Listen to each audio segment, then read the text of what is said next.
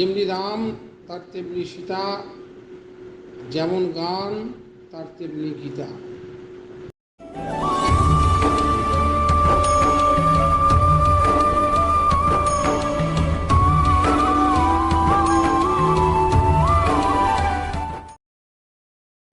পুরুষোত্তম ভগবান শ্রী শ্রী ঠাকুর অনুকূলচন্দ্র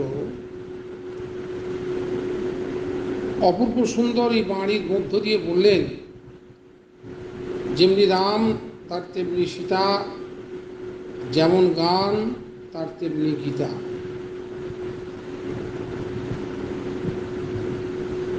এই বাণীর বোধবেদনী তাৎপর্য অত্যন্ত গভীর ও গম্ভীর। ভগবান শ্রীরামচন্দ্রের পরিপূরণী প্রতিভা যেমন মা কল্যাণময়ী সীতার মধ্য দিয়ে পরিস্ফুরিত হয়, তেমনি গায়কের গানের প্রতিভা শ্রীমদ্ ভগবদ গীতার তাৎপর্যকে আমাদের সামনে আরো জীবন্ত করে তোলে।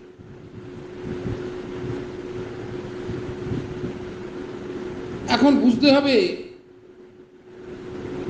ভগবান শ্রীরামচন্দ্রের সঙ্গে মা সীতার সম্পর্ক জাগতিকভাবে স্বামী স্ত্রীর সম্পর্ক। স্ত্রী মানি স্তৈন ধাতু, যিনি বেষ্টন করে দীপ্তিমান, অর্থাৎ পরম কল্যাণময়ী মা সীতা পুরুষোত্তম ভগবান শ্রীরামচন্দ্রের অনুবর্তনী।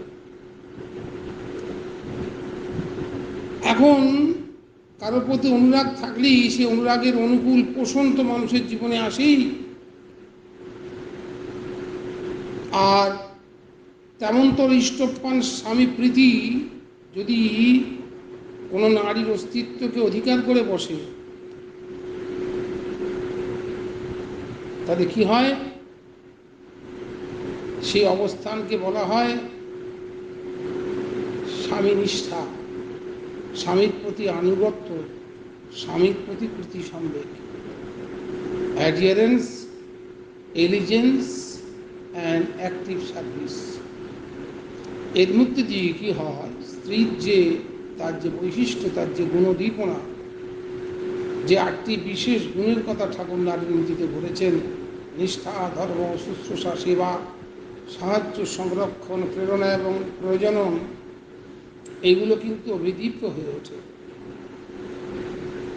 এখন ঠাকুর একটা ভারী সুন্দর একটা সূত্র দিয়েছেন। এটা যেমন স্বামী স্ত্রীর সম্পর্কের সত্য, জাগতিক যে কোনো বিষয়ে কিন্তু এটা আরও গভীরভাবে সত্য। সুতরাং এই সত্য কিন্তু সমস্ত ক্ষেত্রে ক্রিয়াশীল একইভাবে এই অনুরাগের সূত্র ধরে। ঠাকুর এখানে ভগবান শ্রীরামচন্দ্র মা সীতার পারস্পরিক অনুরাগের দৃষ্টান্ত দিয়েছেন বাণীর মধ্যে, কিন্তু ঠাকুর আরও একটি বাণী দিয়ে বলছেন, কি সুন্দর ভাষায় বলছেন, attachment, anxiety and endurance for the great infuses greatness unconsciously.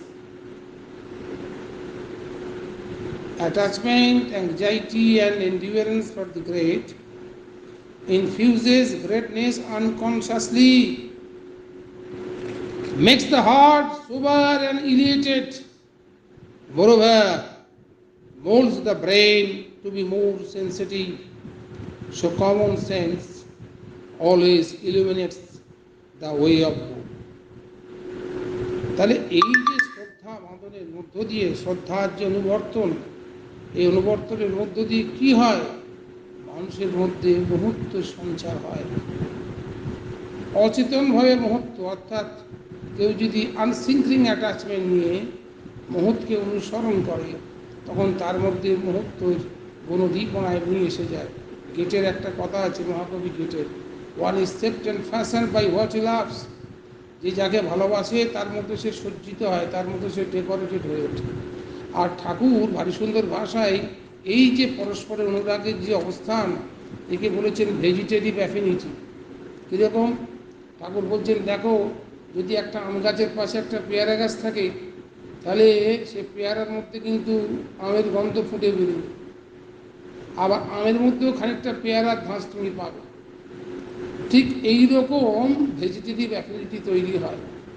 সুতরাং এই যে যেমনি রাম তার তেমনি সীতা, অর্থাৎ এই যে পারস্পরিক, অর্থাৎ প্রত্যেকটা মানুষের যদি, প্রত্যেকটা অস্তিত্বের যদি, অর্থাৎ পুরুষ অস্তিত্বের যদি তার সেই পরিপূরণী শক্তি প্রকটিত হয়, জাগরিত হয়, উৎকীর্তিত হয়, তার সংস্পর্শে কিন্তু নারীরও একটা উন্নততর অবস্থান, উন্নততর বিন্যাস তৈরি হবে।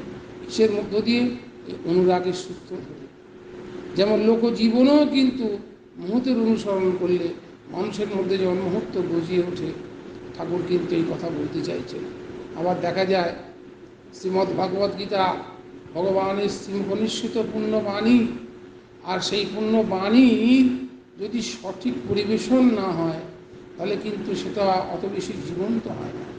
যদি গায়কের প্রতিভা, এখানে গায়ক বলতে যিনি সঙ্গীতজ্ঞ তা না শুধু, অর্থাৎ যিনি ভগবদ্গীতার যাজনকারী, ঠাকুর বলছেন তার বাণীর মধ্য দিয়ে, তীব্র তালে ধর গান, নেচে উঠুক সবার প্রাণ।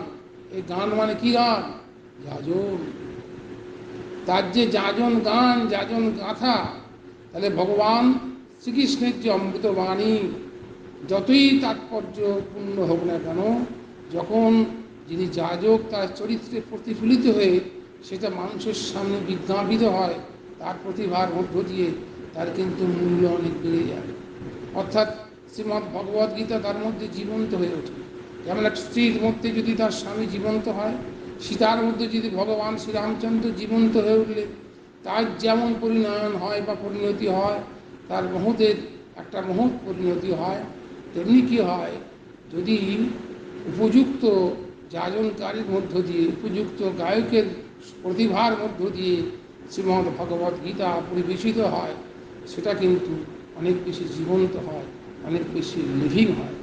তাই ঠাকুর ভারি সুন্দর ভাষায় কিন্তু এই বাণীটি দিয়ে বলছেন, যেমনি রাম তার তেমনি সীতা, যেমনি গান তার তেমনি গীতা। এর মধ্য দিয়ে ঠাকুর একটা মুখ্য প্রিন্সিপালকে প্রতিষ্ঠা করতে চাইলেন। অর্থাৎ তোমার যেমন অবস্থান হবে, তোমার চারিত্রিক অবস্থান যেমনতর, তোমার পরিবেশে যারা আসবে তারা কিন্তু সেইভাবেও প্রবুদ্ধ হয়ে উঠবে। ঠাকুর কিন্তু এমন ধরনের কথা নারী নীতিতেও বলেছেন। অর্থাৎ যেমন স্বামীর সংস্পর্শে স্বামীর উন্নততর চরিত্রের বিন্যাসী স্ত্রীর যেমন বিন্যাসিত হয়, আবার এটাও কিন্তু স্ত্রীর প্রতি অ্যাটাচমেন্টের মধ্য দিয়ে স্বামীদের ভেতরে কিন্তু তার প্রতি অনুরাগ, স্ত্রীর প্রতি অনুরাগ, ভালোবাসার মধ্যে তারও কিন্তু চারিত্রিক উন্নততর বিন্যাস সম্ভব।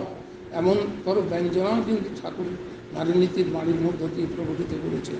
যাই হোক, মূল তাৎপর্য হচ্ছে এইটা, আমাদের ভেতরে যেমন চারিত্রিক অবস্থান হবে তেমনতর এমানেশন বা দীপ্তি আমাদের মধ্যে তৈরি হবে, এবং আমাদের সংস্পর্শে কিন্তু আমাদের যারা অনুরুপ্ত হবে, শ্রদ্ধা মাধনে বা অনুরাগের সঙ্গে অনুরুপ্ত হবে, তারা কিন্তু তেমনতর উন্নততর হবে, বিকলিত বিন্যাসিত হবে। মোটকথা এই বাণীর তাৎপর্য খুব সংক্ষেপে আমার এমনতর বলেই মনে হয়। জয় গুরু।